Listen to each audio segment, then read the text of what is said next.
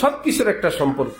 নিজের বন্ধু বান্ধব থাকে, বাড়িতে নেওয়া হয়, এমনকি গেস্ট রুমে নেওয়া হয়, ভিতরের রুমে সব দেখানো হয়, কিন্তু যখন ঘুমাইতে যায় স্বামী স্ত্রীর রুমে আর কেউ এলাও না। এখানে স্বামী এবং স্ত্রী, কারো কোনো বন্ধু বান্ধব সেখানে এলাও না।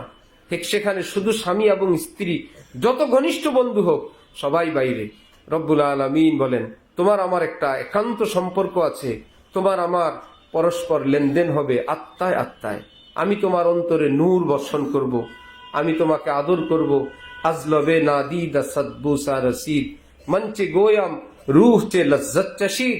অদৃশ্যের কোন ঠোঁট এসে এসে তোমাকে চুমু দিবে, তুমি টের পাবে যে কौन आया कि धीमी पड़ गई, लो शम्अ महफिल की पतंगों की आवाज उड़ने लगी चिंगारियां। नहमदुहु व नसल्ली अला रसूलिहिल करीम, अम्मा बाद, फअऊज़ु बिल्लाहि मिनश शैतानिर रजीम, बिस्मिल्लाहिर रहमानिर रहीम।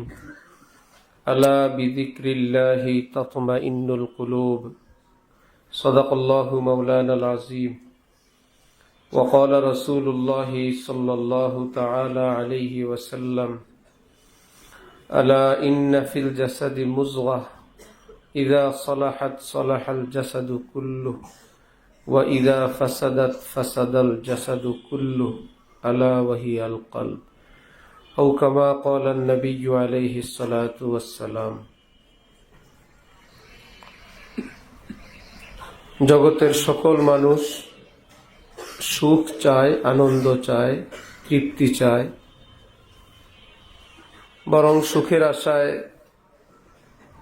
ঘর করে, বাড়ি করে, সম্পদ সংগ্রহ করে। চোখে ভালো লাগবে, চোখের মাধ্যমে অন্তরে ভালো লাগবে, বাগান বানায়, সুন্দর দৃশ্য দেখে, নদীর পাড়ে বসে থাকে, দেখতে ভালো লাগবে, আবহাওয়া ভালো লাগবে। সব ভালো লাগা তখনই ভালো লাগবে অন্তরে যদি তার ভালো লাগা থাকে। রিভার ভিউতে আছে, সুন্দর অট্টালিকায় আছে, বাগ বাগান আছে, সে ব্যক্তির যদি মনে কষ্ট থাকে, তার একমাত্র সন্তান রোড অ্যাক্সিডেন্টে 2 টুকরা হয়ে গেছে, সাগর পাড়ে কি তার কাছে ভালো লাগবে? সাগর কি সুন্দর না? সাগরের ঢেউ, স্বচ্ছ বাতাস, মনোরম পরিবেশ, সবুজ শ্যামল ফুল বাগান, সুন্দর মনোরম দৃশ্যের দালান কোঠা, সব কিছুর মধ্যে থেকেও সে বলবে আমার পৃথিবী আমার কাছে আগুন হয়ে গেছে, দোজক হয়ে গেছে, আমার অশান্তির শেষ নাই। কেন ভাই, এত সব শান্তির উপকরণ তো আছে। সে বলবে আমার কাছে শান্তি নাই, আমার মনে শান্তি নেই।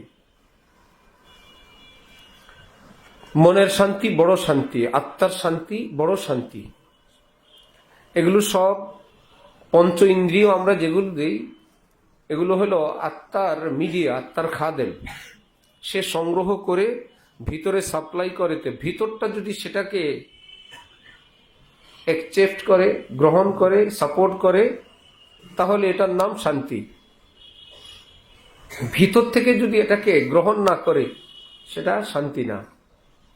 যার পেট ভরে গেছে, একদম কোনো রকম খাবার গ্রহণ করার কোনো সুযোগ নেই, তার সামনে পোলাও, কোরমা, বিরিয়ানি, রোস্ট, তার পছন্দের স্যুপ, সব কিছু দিলে যত জোরাজুরি করবে তত খুশি না কষ্ট? ভাই বলছে আমার জায়গা নেই, ভাই আমার দ্বারা সম্ভব না, কারণ ভিতর থেকে সেটাকে গ্রহণ করার প্রস্তুতি নাই। এগুলো খুশির সামান যদি ভিতর থেকে সেটাকে গ্রহণ করে, সাপোর্ট করে। যদি ভিতর সেটাকে গ্রহণ না করে, যার শরীরে অনেকগুলো সেলাই, কিংবা যার ব্লাড ক্যান্সার, যে কোনো সময় তার দুনিয়া থেকে বিদায় নেওয়ার মুহূর্ত, চোখে দেখে, কানে শুনে, কিন্তু তার বাক শক্তি নাই, বুঝে, কেউ আসলে তাকে চিনে, যখন তখন তার মৃত্যু হবে। এরকম ব্যক্তিকে যদি বলা হয় আগামী নির্বাচনে কাকে ভোট দিবেন, কে ক্ষমতায় আসুক, আপনি কি চান?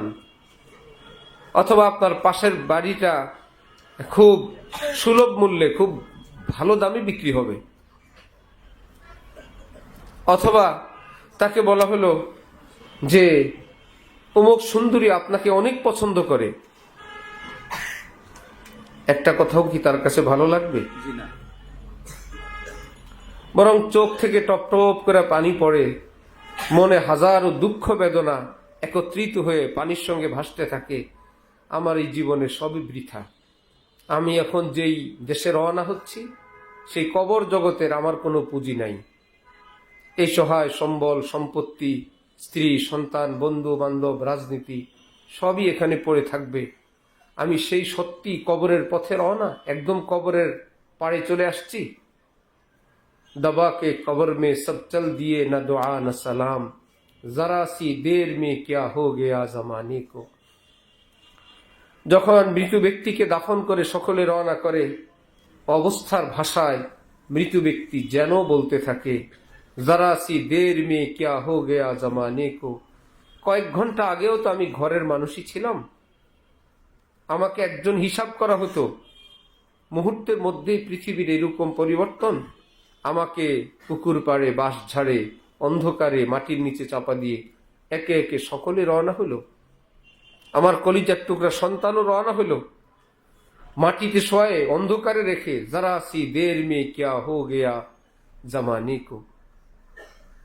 হযরত ওয়ালা করাচি বলেন, লোকটার এখনো মৃত্যু হয় নাই, এখনই সে দেখছে পৃথিবী তার সঙ্গ দিচ্ছে না, কেউ তার সঙ্গে ঘুমাইতে প্রস্তুত না, কেউ তার পাশে থাকে না। কেউ মনে করে তার জন্য আজরাইল আসবে, আমি আর পাশেই থাকব। বরং কোন ব্যক্তি যখন কোন রুমে মৃত্যু হয়, কোন কোন মানুষ ওই রুমে ঘুমায় না ভয়ে, যে ওনার মৃত্যু হয়েছে, ভাই মৃত্যু হইলে এই রুমে আজরাইল আসছে, ওই রুমে যেতে চায় না। আরেক পার্টির অবস্থা, নিজের রুটি রুজি রোজগারের পয়সা দিয়ে তার চিকিৎসা করায় না, এবং সে শুনতে থাকে ঘরে আলোচনা হয়, মরেই তো যাবে, খামাখা টাকা পয়সা নষ্ট করে লাভ কি। কেউ আবার বলে মরবে তো সব শেষ করেই মরবে, এখনো মরে না, এক এক দিনে তার চিকিৎসার কত খরচ। আবার কেউ তো বিরক্ত হয়ে রাস্তার ধারে ফেলে চলে যায়, কেউ বৃদ্ধাশ্রমে রেখে দেয়। এটাই হলো দুনিয়া। আর দুনিয়া মালউনা ও মালউনুম মা ফিহা, দুনিয়া সবটাই লানতওয়ালা এবং যা কিছু আছে সবই অভিশপ্ত। ইল্লা যিকরাল্লাহ, কিন্তু আল্লাহর জিকির, আল্লাহর ইয়াদ বন্দিগি, আও মা ওয়াআহু, অথবা তার সঙ্গে সম্পৃক্ত, আও আলিমুন আও মুতাআল্লিমুন, অথবা ইলমে দ্বীন, আলিমে দ্বীন অথবা মুতাআল্লিমে দ্বীন। তার মানে বন্দিগি যত রকমের হয়, এটা দুনিয়ার থেকে আলোক জিনিস। কোন বাড়িতে যদি লেখা থাকে বিশাল বড় সাইনবোর্ড, এটা একটা মার্কেটের সামনেই লেখা, ধোকার মার্কেট, ক্রেতাগণ সাবধান, এই মার্কেটে সবই ধোকা, অধিকাংশই ধোকা। খরিদ্দার ক্রেতাগণ সেখানে অত্যন্ত সাবধান, সতর্ক, চৌকান্না, সচেতন, আমি ধোকাগ্রস্ত না হই, কারণ কর্তৃপক্ষ মার্কেটের সামনেই লিখে দিচ্ছে। কোন কোন সরকারি অফিসের বাইরে দেয়ালে আছে দালাল থেকে সাবধান, কোথাও লেখা আছে কোথাও রিসিপ্টবিহীন কোনো টাকা পয়সা লেনদেন করবেন না, কোথাও লেখা আছে জুতা চোর হইতে সাবধান, কোথাও লেখা আছে কুকুর থেকে সাবধান। তার মানে এখানে কুকুর ঘেউ ঘেউ করবে, এখানে জুতা চোর আছে, এখানে দালাল আছে, ইত্যাদি আছে। রব্বুল আলামিন এই পৃথিবীটাকে সৃষ্টি করে দুনিয়ার কপালের উপর সাইনবোর্ড লাগাই দিলেন কোরআনে পাকে, আমাল হায়াতুদ দুনিয়া ইল্লা মাতাউল গুরুর, দুনিয়ার জীবন ধোকার সামান। কোরআন শরীফের আয়াত। দুনিয়া ধোকা, এই যৌবন খুবই ক্ষণিকের, যৌবনের এই তাড়না উত্তাপ খুবই অল্প দিনের। এই সুন্দর গোলাপ একটু অপেক্ষা করো, তোমার সামনেই ঝরে যাবে। এই সুন্দর পূর্ণিমা, অপেক্ষায় থাকো, কয়েকদিন পরে অন্ধকার আর অন্ধকার হয়ে যাবে। সুন্দর শিশুর মিষ্টি হাসি, সে বয়স্ক হবে, বৃদ্ধ হবে, দাঁত শূন্য হবে, দাঁতবিহীন তার আরেকটা সময় আসবে, আজকের মতো সুন্দর তখন আর তাকে লাগবে না। এই সুন্দর কেশদাম, এই কালো চুল বুড়া গাধার লেজের মতন বিশ্রী হবে, অপছন্দের হবে। যার সঙ্গে আজকে এত খুশবু, এত ফ্লেভার, একদিন বিছানায় পড়ে থাকবে, পেশাব পায়খানা এবং ঘাম মিশ্রিত গন্ধ আসবে। অমাল হায়াতুদ দুনিয়া ইল্লা মাতাউল গুরুর। এই সুন্দর ঠোঁট, গাল, চোখ, তেজ দীপ্ত চোখের চাহনি সবে পোকামাকড়ের খাবার হবে। কবর খনন করো, কেউই নাই, কারো গাল নাই, কারো ঠোঁট নাই, কারো জিহ্বা নাই, কারো শরীরের কোনো চিহ্ন নাই, সব পোকামাকড়ের খাবার। অমাল হায়াতুদ দুনিয়া ইল্লা মাতাউল গুরুর। কোন আল্লাহওয়ালা বুজুর্গের বাসার খাদেমার উপর বাইরের যে কর্মচারী সে আসক্ত হয়ে পড়লে মেয়েটা দিনদার ওই বুজুর্গের স্ত্রীকে বললেন যে অমুক ছেলে সে আমার প্রতি আসক্ত, সে আমার প্রতি অত্যন্ত বেশি আগ্রহী। ওই বুজুর্গ তাকে, মেয়েটাকে কোনো বেশি মাত্রায় পায়খানা হওয়ার কোনো ঔষধ সেবন করাইলেন এবং তাকে বললেন সে যেন তার পায়খানাগুলো কোনো পাত্রে জমা করে রাখে। এত ঘন ঘন পায়খানা হইতে হইতে ঠোঁট শুকিয়ে গেছে, গাল ভিতরে ঢুকে গেছে, চোখ ভিতরে প্রবেশ করছে। তখন বলল ঠিক আছে, এখন সেই ছেলের সামনে একটু যেতে বলল। ভিতরের মহিলাকে বলছে, এখন সেই ছেলে দেখেই এখন পিছনে যায়, যেটা কেমন দেখা যায়। একদম কোনো রসকস নাই, ঠোঁটগুলো শুকনা, গালগুলো ভিতরে চলে গেছে, চোখ ভিতরে চলে গেছে, হাঁটতে পারে না, ঠিক মতো দাঁড়াইতে পারে না। তখন ওই বুজুর্গ ওই ছেলেটাকে ডেকে পাত্রের সবগুলো পেশাব পায়খানা একত্রিত করে দেখাইলেন, বললেন যে তুমি যার পাগল ছিলা সে অংশগুলো এখানেই। এই জিনিসগুলো যখন তার শরীরে ছিল, রূপ, লাবণ্য, সৌন্দর্য এবং আকর্ষণ ছিল, তার শরীর থেকে মাইনাস হওয়া বস্তু এগুলো যখন তার সাথে ছিল সে অত্যন্ত আকর্ষণীয় ছিল। এগুলোই তার থেকে মাইনাস হয়ে গেলে সেই মানুষটাই এখন আর পছন্দ লাগে না। এটাই পৃথিবী। ওয়ামাল হায়াতুদ দুনিয়া ইল্লা মাতাউল গুরুর। সবটাই ধোকার সামান। এই জন্য দুনিয়া কোত্থেকে আসছে? এক শব্দ হলো দুনিয়া দানাআত থেকে আসছে। একটা দুনিয়া দুনুবুন থেকে করিব, দুনিয়া কাছে আখেরাত দূরে। এই হিসাবে দুনুবুন থেকে দুনিয়া, অথবা দুনিয়া মিনাত দানাআ, নিচুতা, অকৃতজ্ঞতা, অসুন্দর যত কিছু, সেটার থেকে আসছে দুনিয়া। এই দুনিয়ার হাকিকত এই। হযরত ওয়ালা করাচি রহমতুল্লাহ আলাই বলেন, দুনিয়ার সাথে তোমার আমার সম্পর্ক ছিন্ন হবে এটা নিশ্চিত। কি বলো, দুনিয়াতে থাকবে চিরস্থায়ী না চলে যাবে? দুনিয়ার সঙ্গে সম্পর্ক ছিন্ন হবে নিশ্চিত। এবার দুই ভাবে, হয়তো দুনিয়া তোমাকে বর্জন করবে অথবা তুমি দুনিয়াকে বর্জন করবে। যদি অপেক্ষা করো তাহলে নিঃশ্বাসটুকুন শেষ হয়ে যাওয়ার পর শেষ নিঃশ্বাস পর্যন্ত তুমি চেষ্টা করেছিলে, দুনিয়ায় থাকবে, দুনিয়ায় কিছু করবে, আরো কিছুদিন বেঁচে থাকবে। সর্বশেষ চেষ্টার পর যখন আজরাইল আলাইহিস সালাম এসে প্রাণ পাখি নিয়ে গেলেন, দুনিয়াওয়ালারা তোমাকে এখন বলবে সে আমাদের উপযুক্ত এখন আর থাকে নাই। তোমার চেয়ার বলবে না আমি আমার এখানে লাশ বসাই না। তোমার স্ত্রী বলবে আমি লাশের সাথে ঘুমাই না। তোমার সন্তানরা বলবে না, লাশ ঘরে রাখা যাবে না। তোমার আপনজনরা বলবে কে জানাজা দিবে, জানাজার টাইম কখন, কোন কবরে খনন হবে, বাঁশ ঝাড়ের বাঁশ কে কাটবে, কে কাফনের কাপড় আনবে। তোমার আপনজনরা বলবে না, তিনি আমাদের এখানে থাকার যোগ্য না, তাকে বিদায় দাও। তাহলে মৃত ব্যক্তি কি দুনিয়া বর্জন করলো না দুনিয়া তাকে বর্জন করলো? একে বলে মাত্র কি দুনিয়া। দুনিয়া তাকে ছেড়ে দিল, সে ছাড়ে নাই। আর কেউ দুনিয়াতে থাকতেই বুঝলো বাজার সে গুজরা হো খরিদার নেই হো। নৌকা যেমন পানিতে চলে, চলার জন্য পানি লাগে, না হয় নৌকা চলে না। কিন্তু নৌকার সাথে পানির এক সতর্ক সম্পর্ক। পানি তোমাকে আমি ভালোবাসি, সঙ্গে রাখি, তোমার উপরে উপরে আমি এদিক ওদিক যাই, কিন্তু তোমার সঙ্গে সম্পর্ক একটা পার্টিশন আছে, পার্টিশনের ভিতরে তুমি প্রবেশ করবা না, ভিতরে আসবা না। যদি আসে কোনো না কোনো ভাবে হাত দিয়ে মোটর দিয়ে সেটাকে আবার বাইরে ফেলে দেয়। তাহলে কি নৌকাকে কি পানি বলবে আপনি আমার সঙ্গে এমন শত্রুতা রাখেন, আমাকে ভিতরে যেতে দেন না? না, তোমার সঙ্গে সম্পর্ক, তুমি বাইরে থাকবে, আমি তোমার থেকে মুক্ত থেকে তোমার উপর দিয়ে চলবো, তুমি ছাড়া চলতে পারবো না, তোমার সাথেই থাকবো, কিন্তু তোমাকে ভিতরে আনবো না। ঠিক দুনিয়াবিহীন আমি তুমি চলতে পারবো না, দুনিয়াতেই থাকবো, খাবো, পরবো, চাকরি কাজ কর্ম ব্যবসা বাণিজ্য সব করব, কিন্তু दुनिया जेब में लाना जायज, संदूक में रखना जायज, बैंक में रखना जायज, दिल में लाना हराम है। সবকিছুর একটা সম্পর্ক। নিজের বন্ধু বান্ধব থাকে, বাড়িতে নেওয়া হয়, এমনকি গেস্ট রুমে নেওয়া হয়, ভিতরের রুমে সব দেখানো হয়, কিন্তু যখন ঘুমাইতে যায় স্বামী স্ত্রীর রুমে আর কেউ এলাও না। এখানে স্বামী এবং স্ত্রী, কারো কোনো বন্ধু বান্ধব সেখানে এলাও না, সেখানে শুধু স্বামী এবং স্ত্রী, যত ঘনিষ্ঠ বন্ধু হোক সবাই বাইরে। রব্বুল আলামিন বলেন, তোমার আমার একটা একান্ত সম্পর্ক আছে, তোমার আমার পরস্পর লেনদেন হবে আত্মায় আত্মায়। আমি তোমার অন্তরে নূর বর্ষণ করব, আমি তোমাকে আদর করব। আজলবে নাদিদা সদবুসা রসিদ, মঞ্চে গোয়াম রুহ চে লজ্জত চশিদ।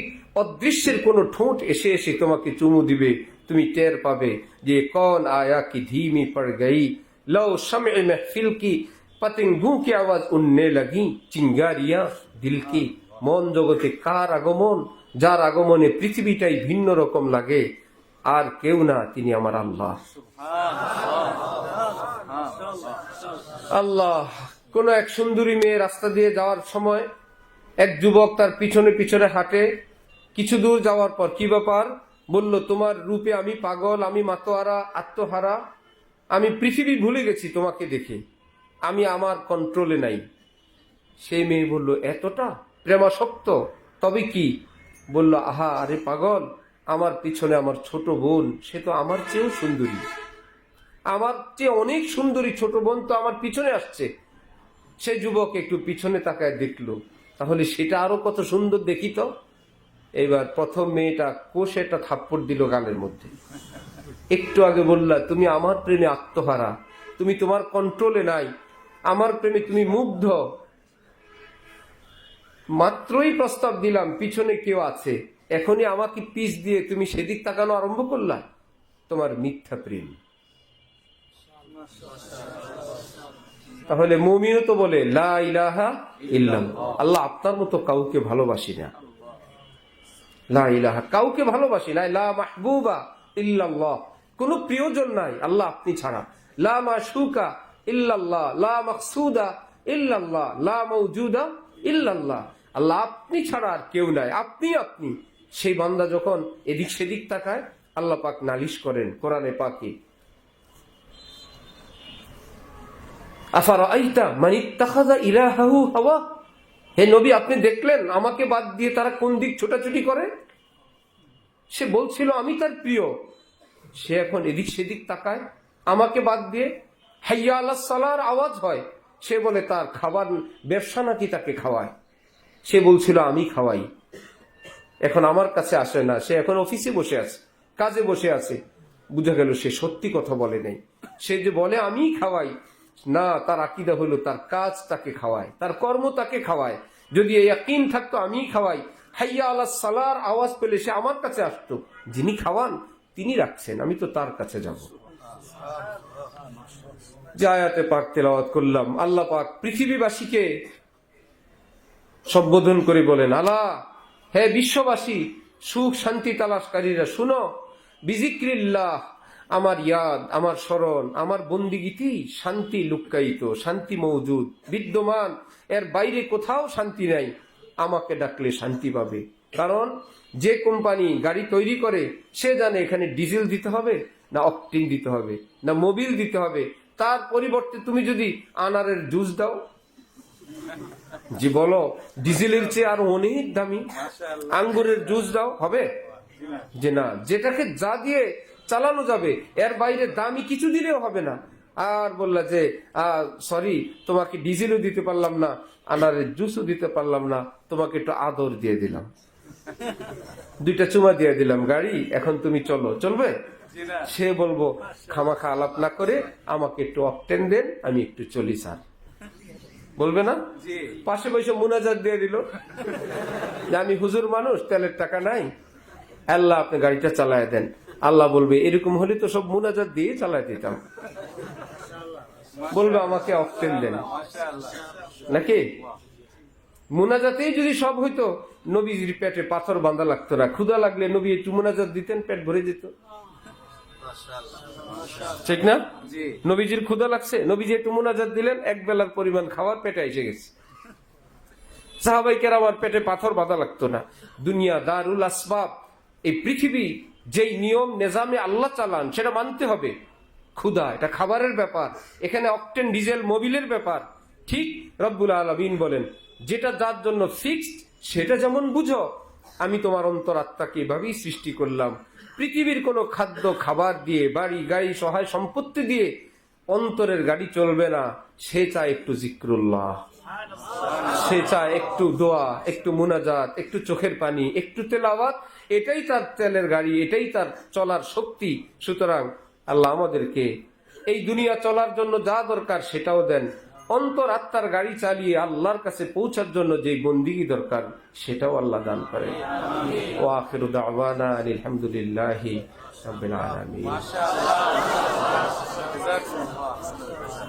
সুবহানাল্লাহি ওয়া বিহামদিহি, সুবহানাকাল্লাহুম্মা ওয়া বিহামদিকা, আশহাদু আল্লা ইলাহা ইল্লা আনতা।